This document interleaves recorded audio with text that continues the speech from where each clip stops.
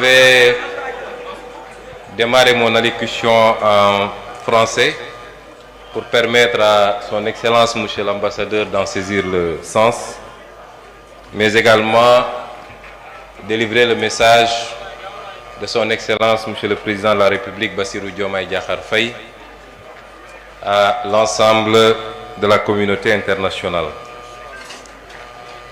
Je voudrais dire que nous n'avons pas été conviés à cette manifestation. La dernière fois, Monsieur l'ambassadeur de Palestine est passé à mon bureau. Nous avons échangé et je le taquinais en disant qu'une manifestation avait été organisée l'avant-veille et nous l'avons appris bien après la manifestation. Il s'en était désolé et m'avait promis de me mettre en rapport avec le comité d'organisation. Et c'est hier soir seulement que j'ai vu les annonces de la tenue de cette manifestation. Et ce matin, j'ai appelé son Excellence, Monsieur le Président de la République, pour lui annoncer mon intention, même si je n'ai pas reçu d'invitation officielle, mais ce n'est pas une critique, rassurez-vous. En tout cas, mon intention d'être présent à cette manifestation. Le Président de la République m'a répondu dans ces termes. Il m'a dit qu'il faut impérativement que vous nous y représentiez et que notre statut de président du comité pour la défense des droits inaliénables du peuple palestinien ne doit pas se limiter seulement à des déclarations, mais doit se manifester également par des actions et une présence sur le terrain. Et donc je suis ici sur instruction de Monsieur le Président de la République. Je voudrais dire qu'on a suffisamment rappelé la position du Sénégal sur cette injustice que subit le peuple palestinien depuis les années 40. Le Sénégal a porté énormément d'initiatives. Je rappelle qu'en 1971, le président Léopold Sédar Senghor était à la tête d'une délégation composée du président Mobutu du Zaïre, du président Ahidjo du Cameroun et du président Goen du Nigeria. Immédiatement après la guerre des 6 jours, où toutes les initiatives de négociation avaient échoué, le président Senghor avait conduit une délégation qui s'est rendue en Israël, aux Palestine, avait discuté avec feu le président Yasser Arafat et la première ministre de l'époque, Golda Meir, laquelle initiative avait abouti presque à un accord sur le Golan, sur le Sinaï et sur la Cisjordanie. Il a été convenu que l'ambassadeur d'Israël allait, lors d'une allocution sur la tribune des Nations Unies, présenter cette solution africaine à l'initiative du Sénégal qui devait consacrer la paix définitive. Malheureusement, c'est 30 minutes avant cette allocution que l'ambassadeur d'Israël avait reçu un coup de fil de Golda Meir lui intimant l'ordre de renoncer à annoncer cette solution.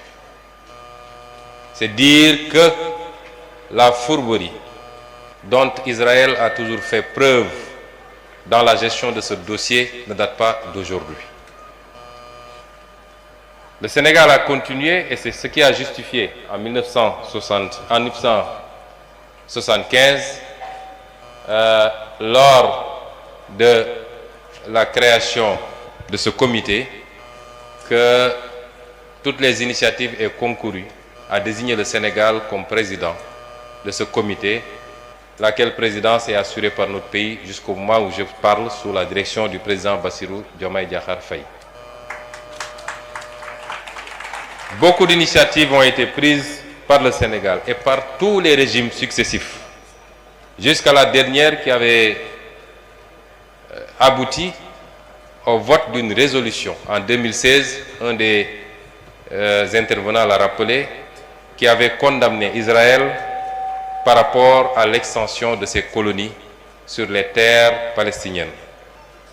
Et donc, si aujourd'hui, le régime nouveau, sous la direction du président Diomaye Faye, décide de continuer cette œuvre, il ne fait que respecter une tradition.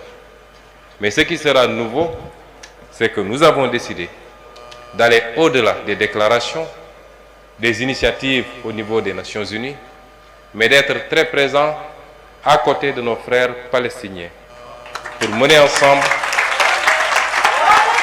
ce combat. Monsieur l'ambassadeur, je vous disais dans mon bureau que je ne regarde plus les télévisions internationales parce que les images qui sont diffusées sur la Palestine me sont insupportables.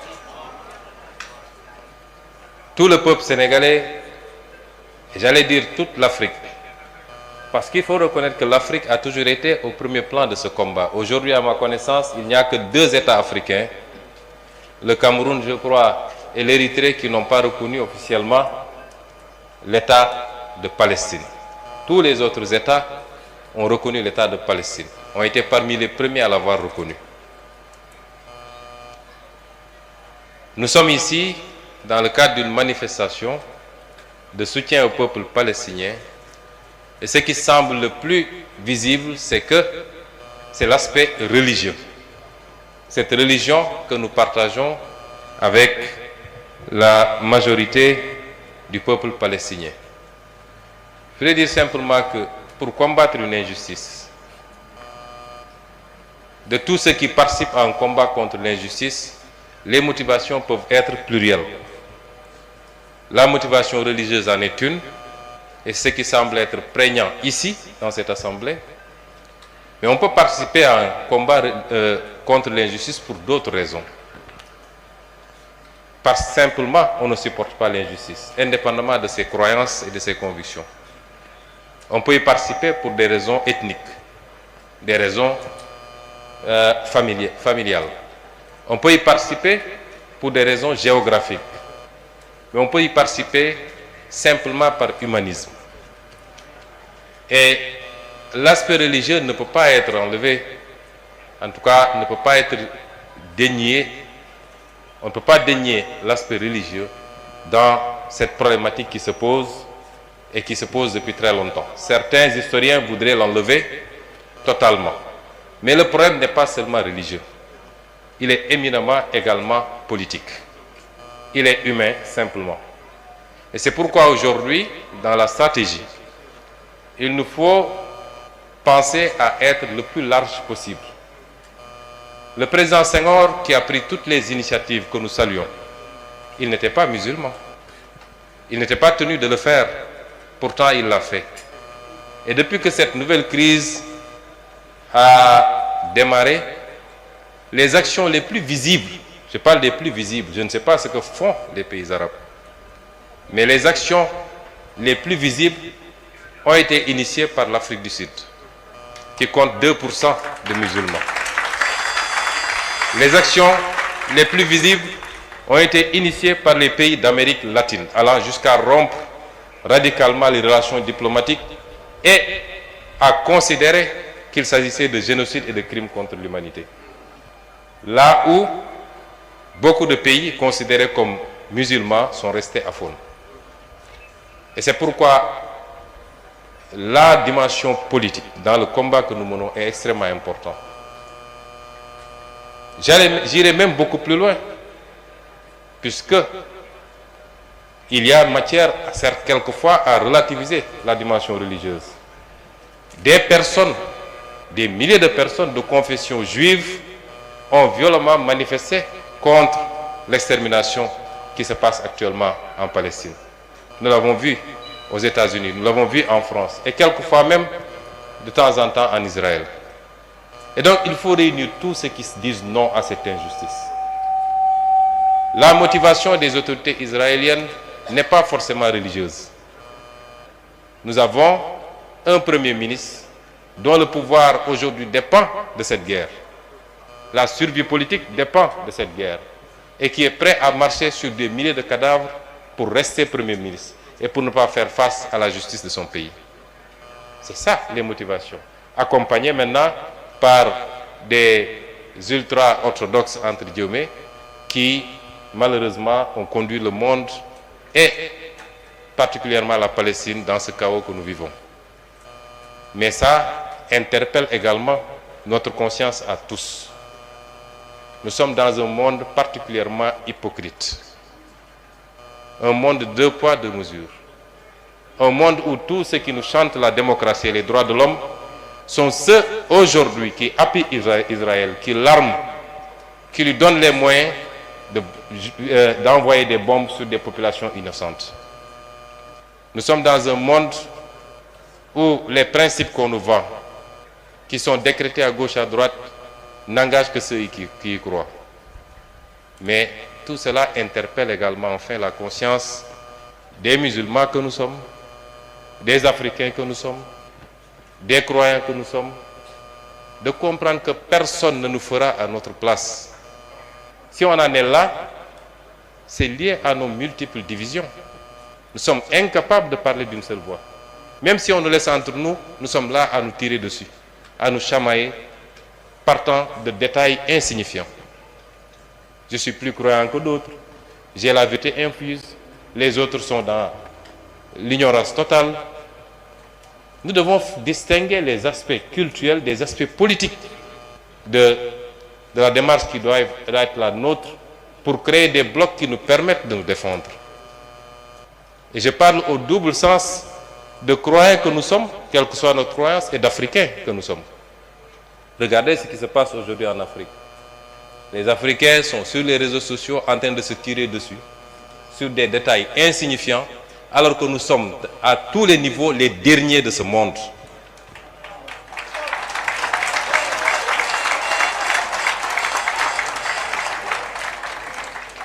Et pour les croyants, c'est la même chose. Et pourtant, pour les musulmans que nous sommes, le Coran nous avait déjà averti des conséquences de la division. Chacun peut avoir sa façon de voir, qu'on soit sunnite, chia ou je ne sais pas, à l'intérieur des sunnis, qu'on soit orthodoxe, soufi ou tout ce qu'on veut dire. Mais politiquement, nous devons transcender ces questions-là si nous voulons compter dans le monde, si nous voulons faire face, si nous voulons exister, en tant que croyants, mais en tant qu'Africains également. Je parle dans les 2 directions. Et ce qui arrive aujourd'hui à la Palestine, qui arrive ailleurs, parce qu'ailleurs aussi, il y a des musulmans qui sont martyrisés. Comme il y a dans d'autres zones du monde des personnes qui sont martyrisées parce que simplement elles sont chrétiennes, qui sont attaquées par des bandes armées qui se disent musulmans, qui ne le sont absolument pas parce que les musulmans ne se comportent pas comme ça. Mais si l'on veut faire face à toutes ces situations-là, il nous faut transcender nos petites différences. Le monde aujourd'hui fonctionne sur la base de la puissance et des blocs. Pourquoi le monde entier, le monde occidental entier, ne peut aujourd'hui, ne peut pas faire grand-chose face à Vladimir Poutine? Pourquoi? Parce qu'il y a la puissance. Pourquoi on ne le ferait pas par rapport ou vis-à-vis de la Chine? Parce qu'il y a la puissance. Nous ne pouvons pas être ce que nous sommes. Et quand on a les moyens d'aller vers la puissance, quelqu'un a parlé tout à l'heure a fait